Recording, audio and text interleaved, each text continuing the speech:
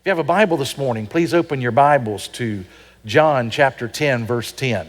And as we start, if you're new to us today, I just want to remind everybody we're in a series that I've entitled Live Full and Die Empty.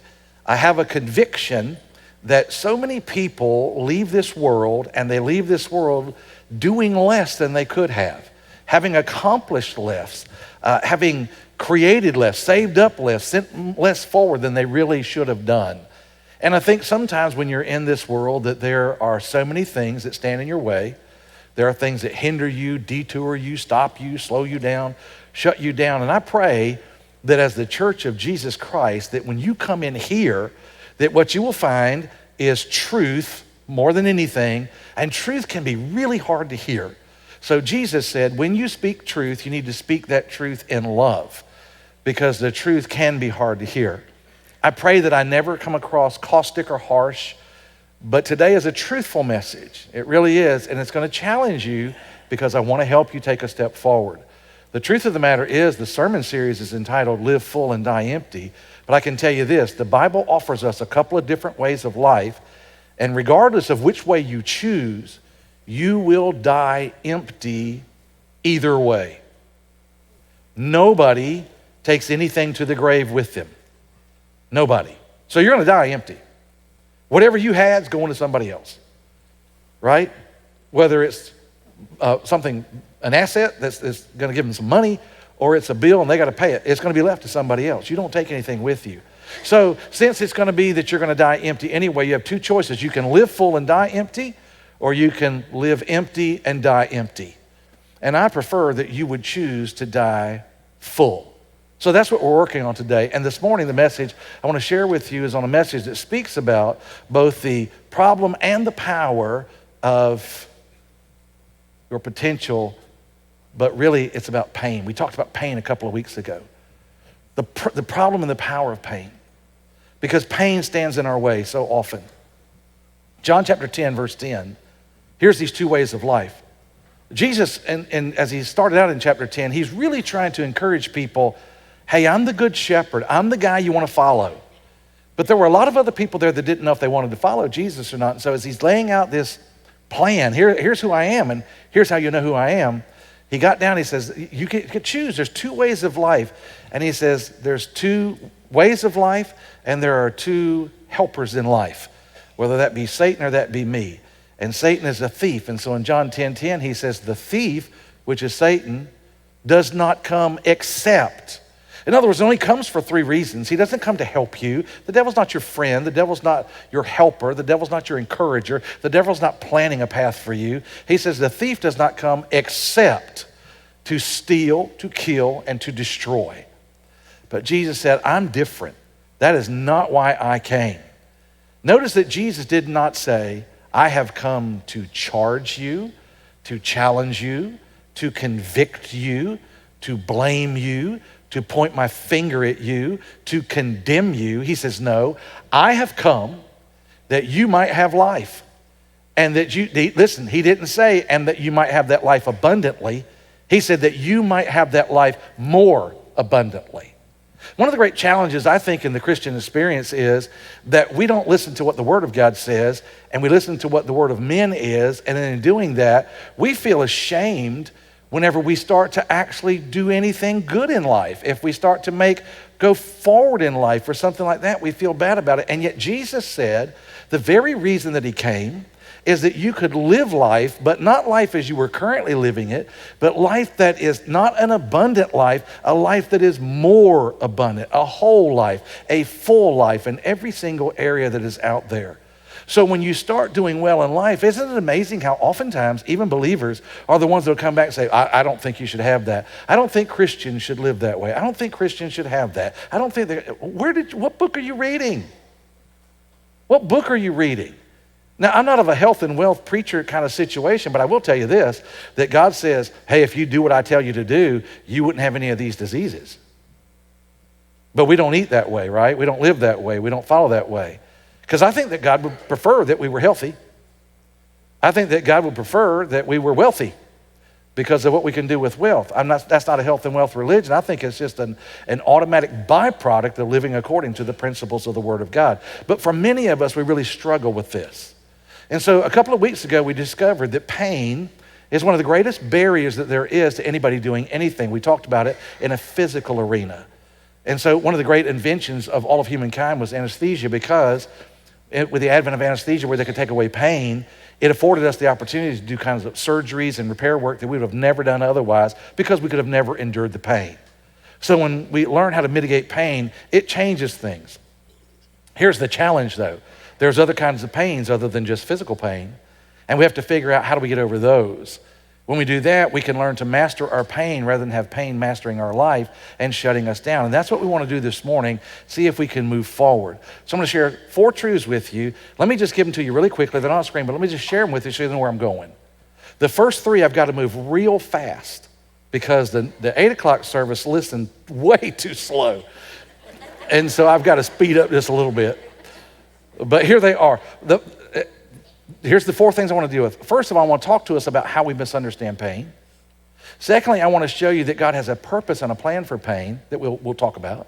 Thirdly, I want you to figure out there are 3 domains to pain. That's not all in just the physical body. We need to know what those are. And then finally, I want to give you the remedy for pain. Now, here's the challenge for pain.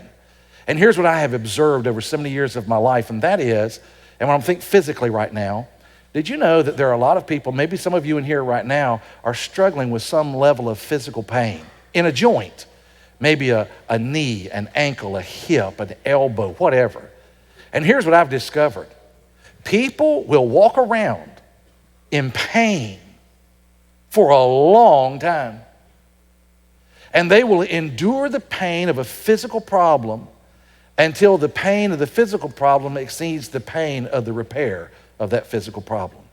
I watch people all the time that they're hobbling around, they can't go anywhere. They'll sell their house. I used to live in a 2-story house. I'm living in a 1-story. Why? Can't climb up the steps anymore.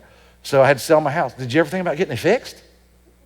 Oh, I've heard stories.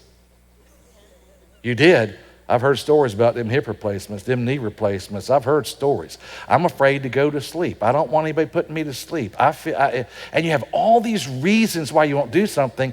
And so over the course of your life, you're losing a large portion of your life because you won't address the pain. Well, there are other sides to pain. There's mental, physical, emotional, spiritual. And we need to address that this morning. Okay, so let's dive in. I've got a lot to share. I really want to help you, and it gets a little deep toward the end, so bear with me, okay? Number 1, I want to see how, first of all, we misunderstand pain. Let me read a passage of Scripture. 2 Corinthians chapter 12. The Apostle Paul was struggling with some type of physical infirmity. We don't know what it was, but we know that he deemed it something physical. And here's what he said.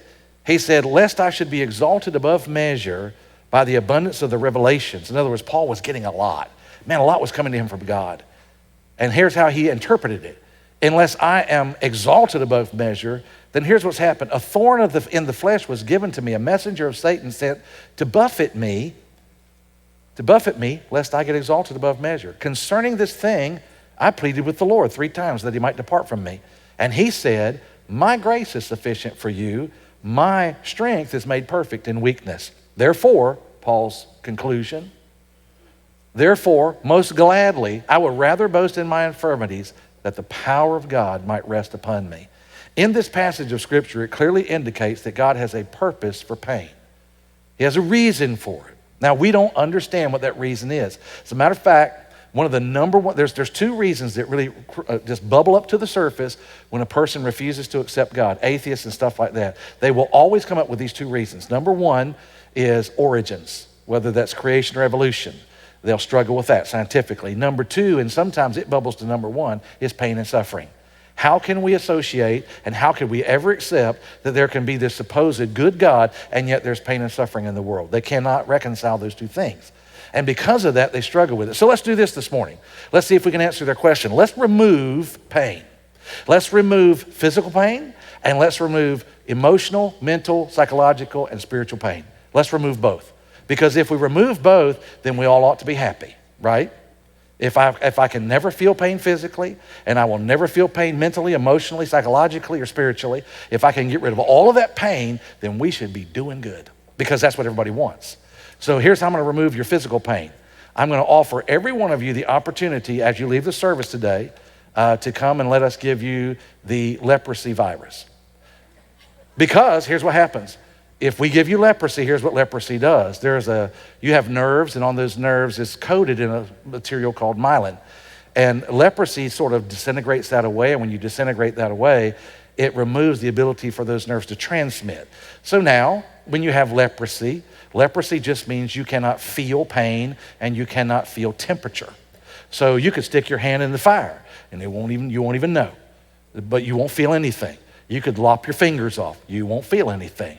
That is why you see people with leprosy that have no fingers and no toes and stuff like that. They're not rotting. It's like, oh, you rot away. No, you don't rot away.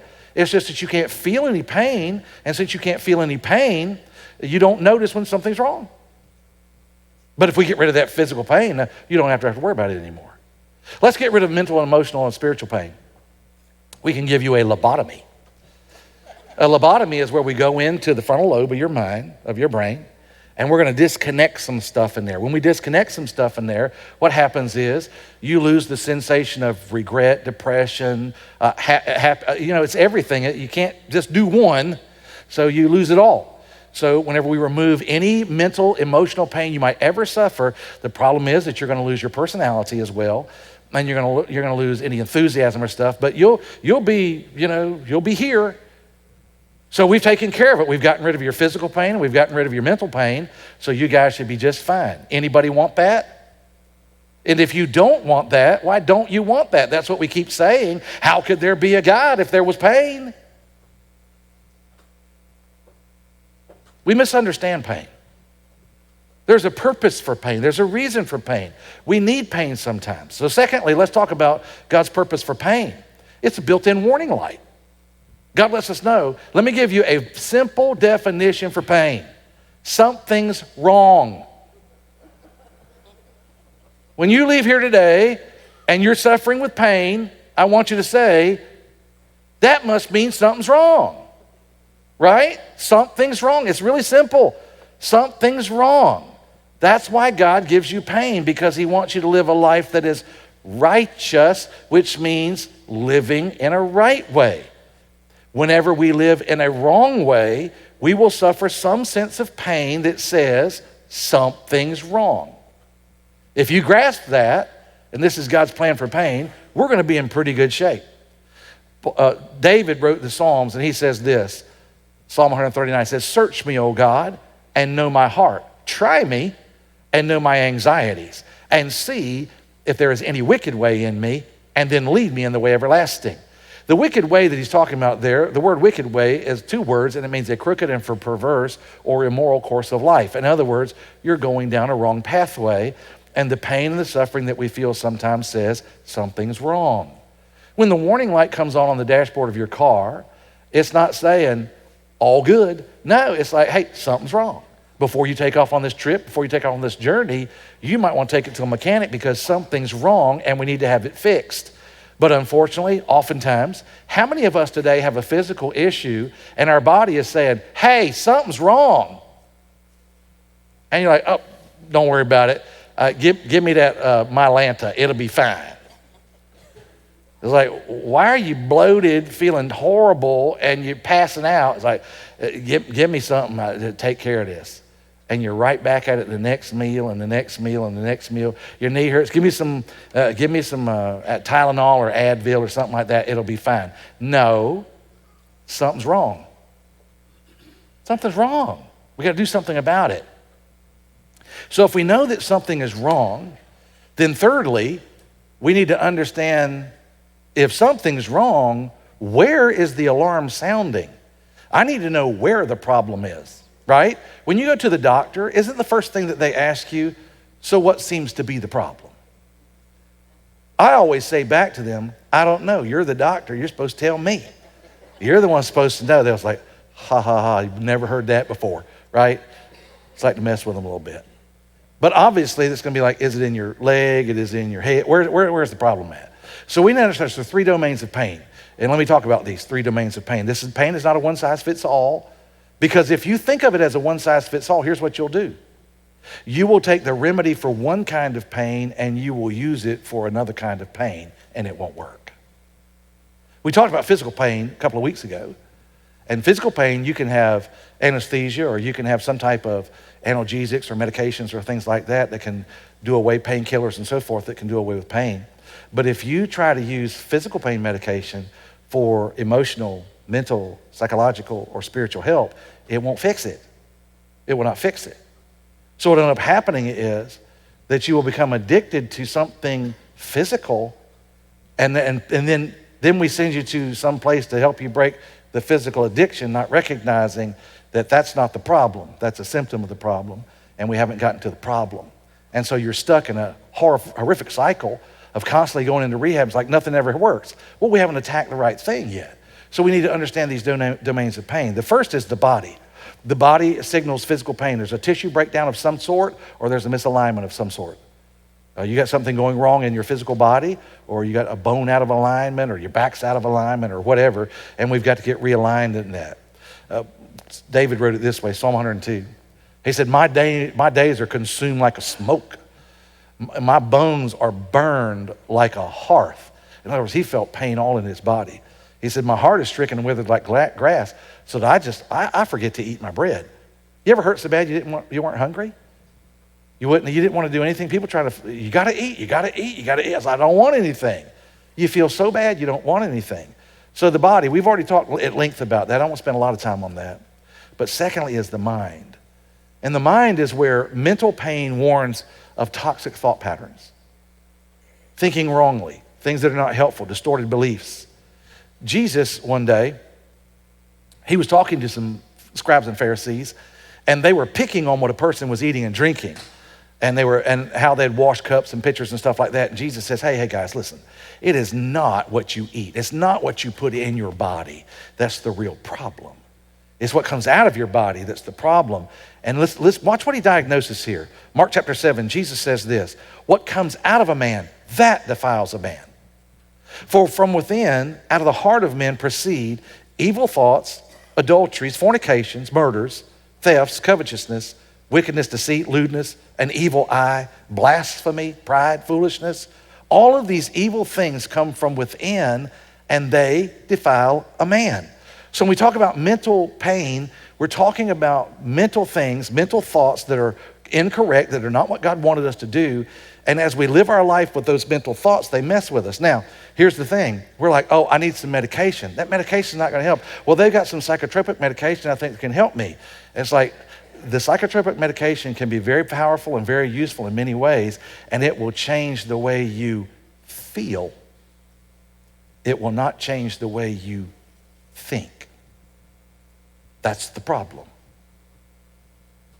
I'll get on that and I'll think better. No. You'll feel different. You may or may not feel better. When you first start taking it, what do they warn you of? Suicide. What do they warn you of if you have too much? You turn into a zombie. You're just not even here. You feel different. You don't think different.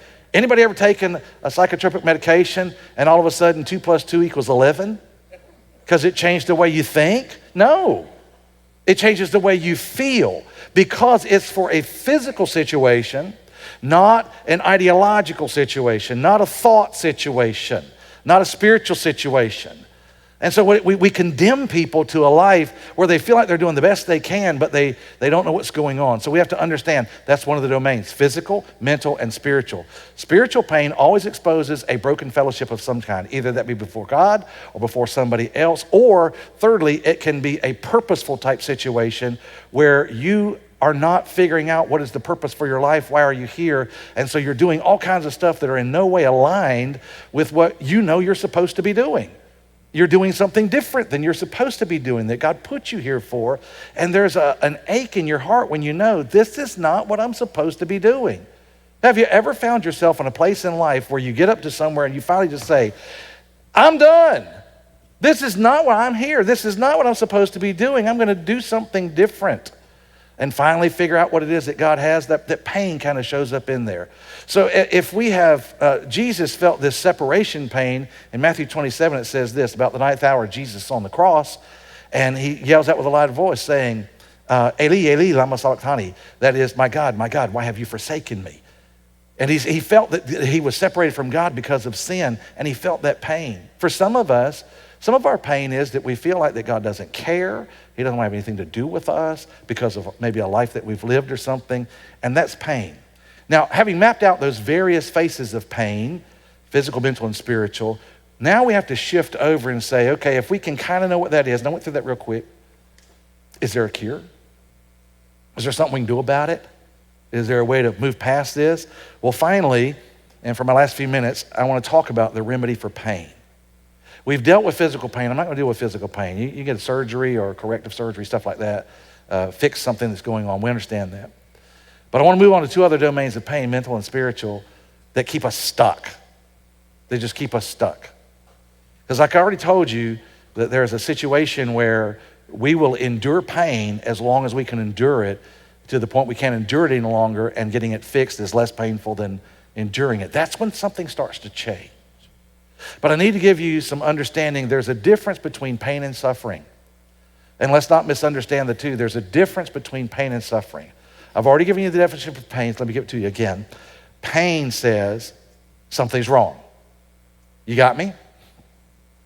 Something's wrong. Suffering is choosing to live in what is wrong. That's suffering. Some people have moved way beyond pain. When you initially feel the pain, then you're like, oh, something's wrong. But it's like, what are you going to do about it? It'll be fine. I see you 5 years down the road and you're walking like this. I'm like, what's going on? Well, you remember about 5 years ago I talked about that knee? Yeah, well, you didn't do anything with it? No, man, I heard stories. I don't want to go through that rehab. You mean you didn't want to go through the 1 month rehab? You'd rather have 5 years where you can't walk, where you move from your house, you don't climb steps, you can't go anywhere, you can't run with your kids, you can't get off the floor. You'd rather do that? Yeah. Why? Because I'm a man.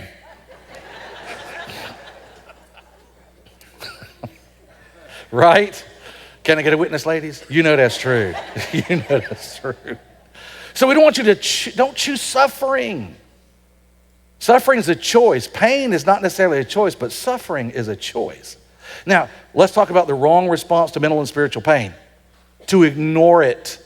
You don't ignore mental and spiritual pain, just like you shouldn't ignore physical pain. Let's not ignore these.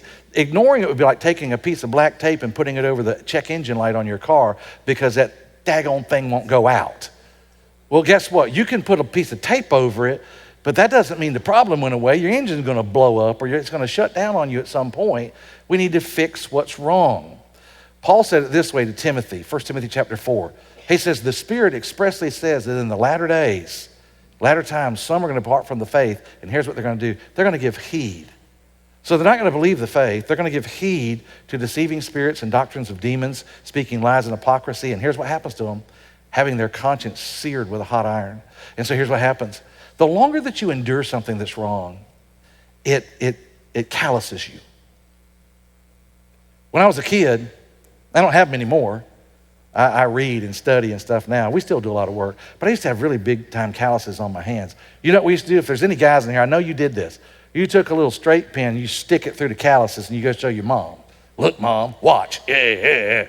Oh, honey, stop. Look, Mom, right? And the reason you did that, because you can't feel it. Because after running a shovel or a lawnmower or whatever long enough, it calluses over to the point that you can't feel. So when we ignore something, we can get to the place that our conscience has been so seared that it doesn't even affect us anymore. And you start going through life and you're unaffected by anything. You can't enjoy anything because you're just cold-hearted. You're not cold-hearted, you are calloused. Just calloused. In 1 Corinthians chapter 8, verse 7, Paul said this. He says, and here's what he's talking about. There are people that are eating meat offered to an idol. In those days, they actually had worship services. You'd take this animal, you'd sacrifice it to Aphrodite, Zeus, Marduk, some of those people. And when a person got saved, they said, hey, they still think that that's going to those gods for people that have been saved a long time. It's like, there ain't no gods. The Zeus ain't real, he's fake. Aphrodite's not real, she's fake. There are no other, there's one God, there's only one God. So nothing's happening to that meat, nothing at all is happening to that. That's a mature believer. But you got immature believers, or that just means that they haven't learned a lot yet. He says, hey, the mature believers have responsibility to make sure that we don't injure an immature believer. And he writes it in chapter 8, verse 7. He says, there is not in everyone the knowledge that there's really only one God. For some with the consciousness of the idol, until now, they eat it as a thing offered to an idol, and their conscience being weak is defiled. So we can either have our conscience seared where you don't feel, or we can have our conscience destroyed because we have people that, though it's really okay, but it's a mature thing, are not paying any attention to people that are coming behind us that don't understand that. And the next thing you know, we've got people that are just going to live in pain because they're dealing with the consequence of pain, but they don't feel it. They don't feel it to do anything about it. If you ask them, does it not bother you that you don't have a relationship with your parents? Nope, doesn't bother me a bit. And they're proud of it. I got over that a long time ago. Doesn't hurt me a bit that I don't see my family, that I don't have a relationship with my kids. Doesn't bother me a bit. I'm good. Like, wow, you've been seared or you've been defiled, one or the other. And so we have to recognize, man, let's not choose that. Now there's a progression. Thirdly, there's a progression to ignoring your pain. If you ignore it, it's going to get worse. And remember, there are 4 levels of non-physical pain: emotional, mental, psychological, and spiritual. And we can progress through that if we're not careful, if we ignore it. And so I will tell you that the first 2, they don't really stop you. Emotional and mental pain don't really stop you in your life. You continue to live, you continue to get up in the morning, you go to work, you do what you do, you enjoy the weekends. It doesn't stop you from living, but it will detour the life you could have lived. It will blockade you from certain places and people that you might be involved with. So let's look at them. First of all is emotional pain. Emotional pain generally happens in our early days of life. It's distressing from a felt loss of some sort. It doesn't matter what kind of loss it is. It could be the loss of a relationship. It could be the death of a person. It could be bad grades on your report card. It could be that nobody picked you. You know, we're out there. When I was a little kid, and we had basketball teams, and they would pick up. Let's pick them up. Let's pick it up. See who's gonna pick up. And I'd always be the last to be picked because I'm short. Like if you're playing basketball, you generally want tall people, right? Generally. And so I was this big, man. I was really short. And it hurt my feelings that they didn't pick me on the team whenever that time came. So sometimes those emotional things that happen early on in our life, and they lock into us, right? And they cause us to feel grief and shame and anger and loneliness and all those types of things. And we experience that hurt in the level of our heart, and we generally don't tell anybody. So later on, I talked to a 60-year-old, and finally it comes out, well, I'll tell you what happened to me. I'm like, but whatever happened to you? I'll tell you what happened to me. My brother. What'd your brother do? I like your brother. You seem to like I do like my brother, but whenever I was 6 years old, my brother and I were doing something, and we were playing in the house, and a lamp got broke, and my brother broke the lamp. And I told my mama my brother broke the lamp. Well, my brother was older than me, and he said, no, he didn't. He's a liar.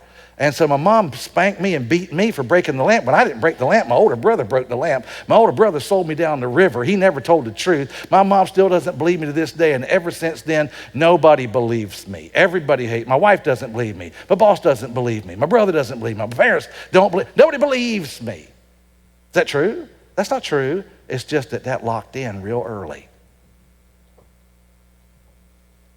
That locked in real early. And it stayed. And instead of addressing it and really getting it out there, you let it linger. Moves on to most of the mental pain. Mental pain comes whenever we have catastrophic thought patterns. We're distressed because of that. All of the what ifs in our life. What if we'd have done this? What if I'd have done that? Catastrophic forecast, self-criticism, condemnation, distortions of the truth. In other words, we get into this loop, this constant loop. So your mom didn't believe you when you were 6. Your mom don't even remember. Okay, I'm just telling you. Your mom has no clue what you're talking about. Nor does your brother. Maybe your brother might remember.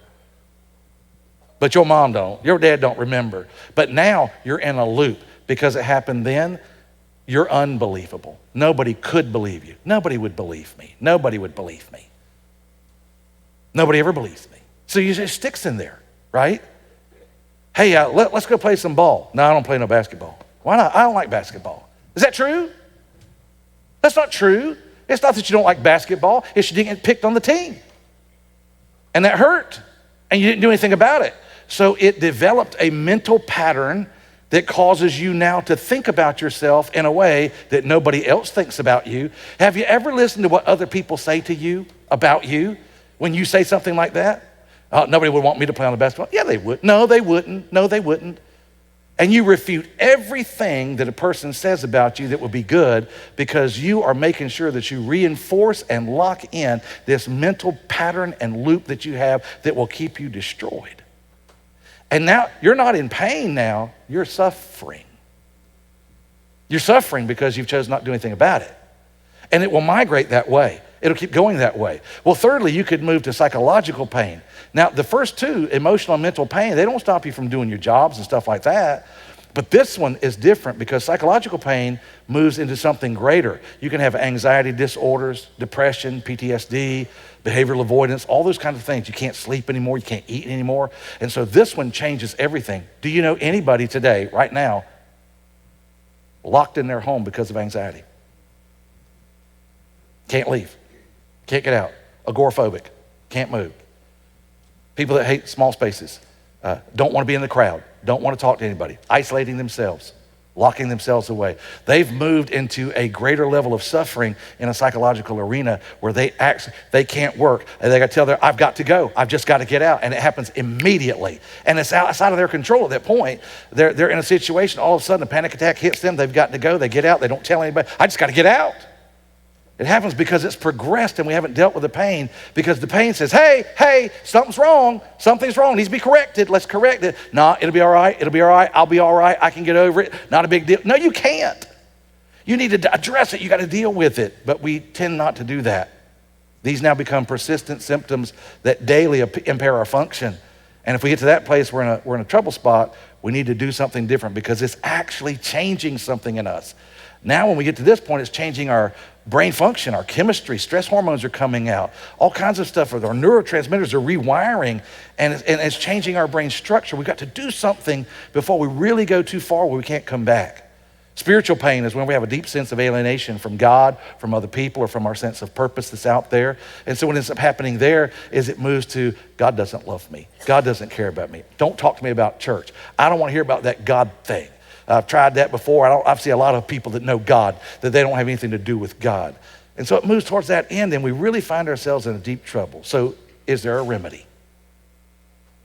Is there a remedy? I can't go very deeply into the remedy, but there's a couple of things I do want you to see. The remedy of itself is a return to God's original plan. Remember, the way my knee works like this, that's God's original plan. That's the way it works. The way that foot works, that's how it works. That's how it works, okay? But could you imagine if it went out this way and like that? So I broke it and I thought, I'm not gonna fix that exactly right. So in not fixing it exactly right, my air conditioner ain't working again, so somebody needs to work on it. When it's not fixed exactly right, if I don't get it reset, I want you to hear me. I want you to hear what I'm getting ready to say. If I don't get it reset, it will heal the wrong way. It'll heal the wrong way. We got to go back and fix it.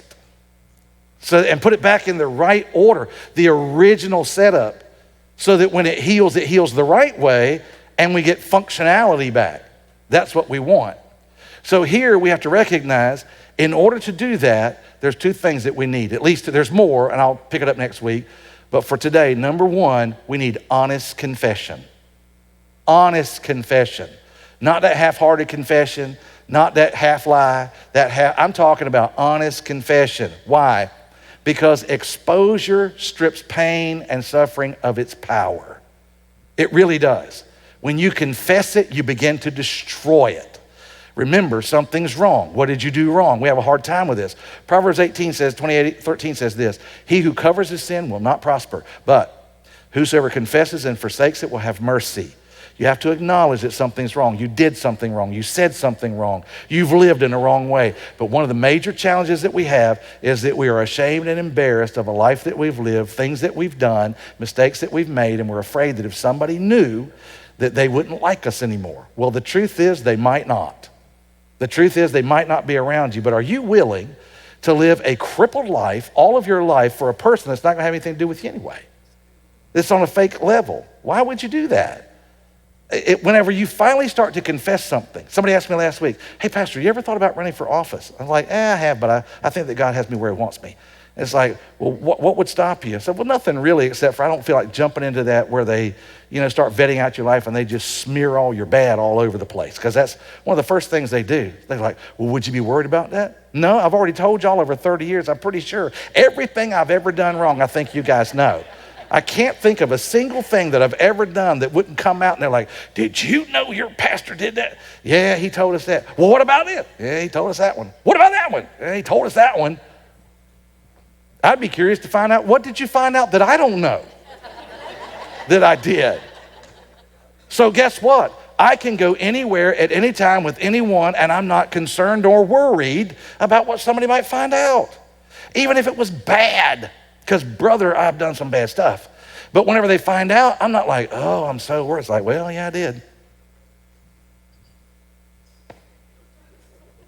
Do you not want to have a relationship with me because of that? Well, I don't. That's your choice. I'm sorry. There are nearly 8 billion people in the world. I got a sneaking suspicion I can find a couple I can hang out with.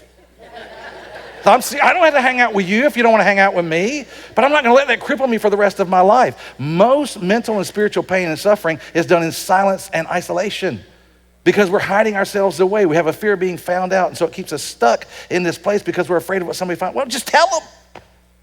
Hey, I just want you to know, good night. I stole this and I stole this and I stole this when I was a kid. When I was older, I stole that. I get drunk every Saturday night. I got saved 3 years ago and I get drunk every Saturday night. Oh, well, thanks for confessing, because now that you've confessed, that thing's getting ready to lose its power. Because see, you've been hiding it. Now if you'll just say it, it starts to lose its power. And people start to lose power over you when you truly confess. Destroys the power of silence and it releases you into a future. And then lastly is principled correction. Let me see if I probably should have said that differently, but principled correction. That means moving away from personal assessment over to biblical truth.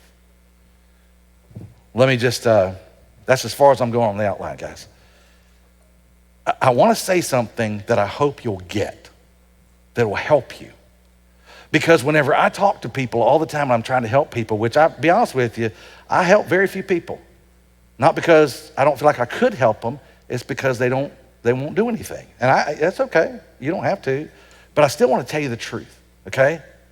Here's what happens. When I speak to somebody, and I was that person, man, when I first came here, I was preaching, and I would always preach about when I got burned when I was 11 years old and all the challenges, and they called me names and fought in school. And, I almost never even talk about that anymore because it's not a point of value in my life anymore. It helped me to become who I am. But here's the thing. When I speak to somebody, it's always personal. It's always personal. You got to understand, Pastor, back whenever I was 3 or 5 or 6, and I care about that. Please hear me. I do care about that because we have to address the problem. And to address the problem, we need to know what the problem is. And we need to know if it's physical, is it emotional, is it spiritual, is it mental, is it psychological? We need to know what it is so we know which way to go. And the problem is that all of them start out emotional, and if you don't solve it at the emotional level, it's going to go to mental level. And if you don't solve it at the mental level, it's going to go to the emotional or the psychological level. And if you don't solve it at the psychological level, it's going to go to the spiritual level. So we won't want that progression. We have to talk about that stuff. But in today's world, everything we talk about is personal. And there is no hope personally to solve anything. This doesn't exist. No hope. Let me express it this way. I'm going to use something that is universal, I think universally understood, so all should get it. And I want to show you how we could apply that to our life if we would be smart, okay? We all know what gravity is, right? Is everybody good with gravity? Okay, if you've ever stepped on a bathroom scale, you have an idea of what gravity is, right? However, hear me, what you're thinking isn't true. When you step on the scale and say, I weigh X number of pounds, that's not true. That's not what you weigh. That is merely measuring the force of gravity on your body on planet Earth. Because gravity has to do with two bodies and the mass of two bodies and the attraction that those two bodies have based on mass. So what you're measuring is your mass, not your mass, you're measuring the force of gravity based on your mass and the mass of the Earth. If you were to go to the moon is 1/6 the size of the Earth, and he's like, oh, you weigh less on the moon. No, you don't. It's just that there's 1/6 the force of gravity on the moon because of the size of the moon, and so the number on the scale would be 1/6 of the number on planet Earth. It is not how much you weigh. It's the force of gravity. Let me ask you a question. That's a principle that God created in his universe. It's universal for all of us. One of the things that gravity is so incredible is that if you know how to harness gravity, if you know what that principle is, we can build buildings and bridges and skyscrapers and cars, all kinds of stuff. And there's big metal beams that are up in here, and they're really, really big. Now, if you were to go out front, you would notice that the one out in the atrium area, there's one that is larger than these. And the reason is that there's a wall right there that's a support wall, so it helps carry these beams. So these could be a little bit smaller, but there's one that spans the entire building, and so it had to be larger to carry the force of gravity for the roof, so it had to be a little bit larger. And you could see that out in the atrium area. That makes sense, right? Because all it's measuring is mass and that kind of stuff. Now, if we were to let's take a white person,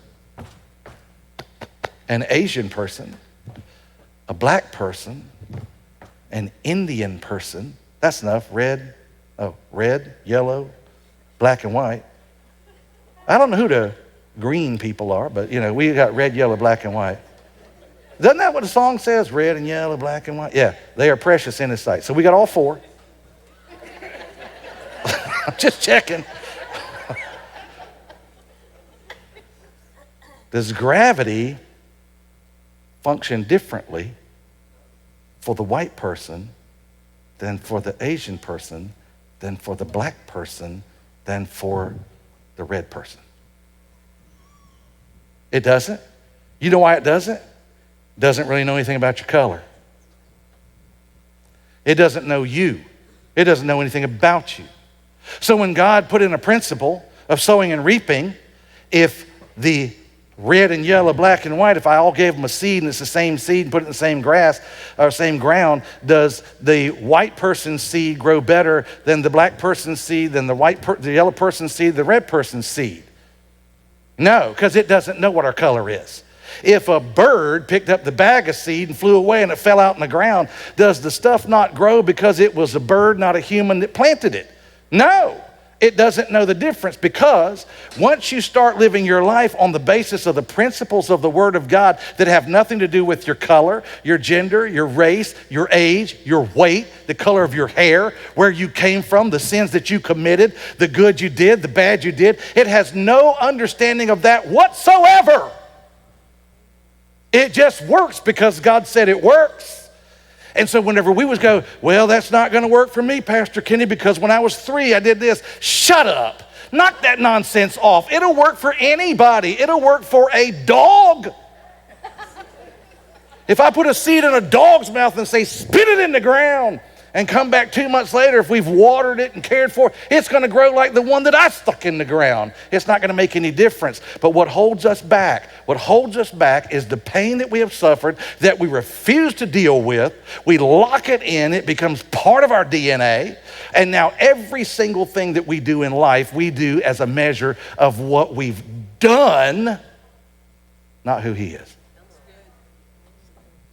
And that's why we make no progress.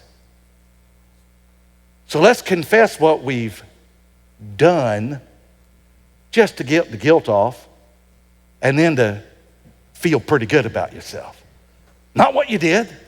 I don't feel good about all the people that I beat up, the people that I hurt, the people I put in the hospital. I was so angry. I was raging on these people. I didn't fight. I raged on people.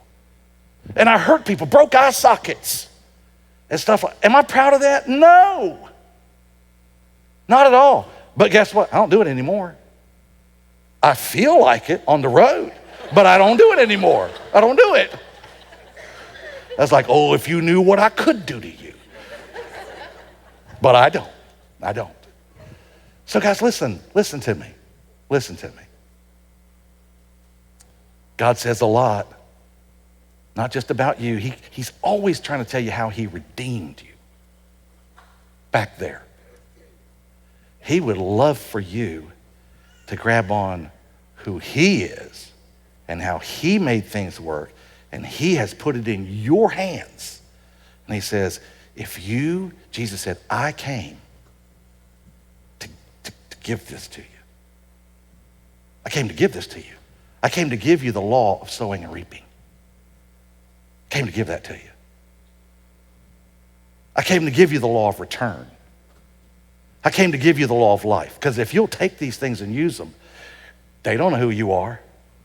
They don't know where you've been. They don't know what you've done. But they're available to you, and you will live life in a far more abundant manner than you ever have before. And that's what we want for you. It's blocking your potential. I've come to a place of transition. Hopefully I have tickled you a little bit enough to say, there might be more. Maybe there's more to me. Maybe I haven't hit the top of the ceiling yet. Maybe I can do more. I hope I've got you to that spot where you might say, maybe I'm ready to try. If so, as we come back next week, it's time to start releasing some of this potential, get y'all moving, to get you going. Pray with me. Father, in Jesus' name, we love you today. Thank you for the opportunity. Thank you for your word. Thank you for the gifts that you give us. And now, Lord, I pray that for those of us that are here, if we have suffered, all of us have suffered pain, but I hope we're not suffering in it. If we're currently suffering, then give us the ability to really step back, identify where it's at, confess it, and then get ready to apply biblical truth that is blinded to who I am, what I've done, where I've been, where I've messed up, and that are functional and powerful in the hand of anybody who would simply by faith trust it and do it. If there's someone here today that's never been saved, I know it might be hard for them to believe that by merely acknowledging, confessing that they're a sinner and can't fix it, turning to Jesus because he did fix it, in that while we were still sinners, he went to the cross and died for us. Making that conscious decision, I want to be saved. Like these two kids, Eli and Liam did today. At their tender young age, they were able to see, boy, I need Jesus. Even at their young age, I need Jesus. If we would say that, claim Jesus as our Lord, believe he actually died and rose from the dead, you said we could be saved. Help somebody today not hinder their life any longer. Let today be the day of their salvation, be it in person or online. Online, there's a QR code they can tap. We'll walk them through the gospel. But Father, in all things, may you be glorified in what we've done here today. And I pray your richest blessings on every person who's here. In Jesus' name, amen. God bless y'all. Thank you for being here. I will meet you out front.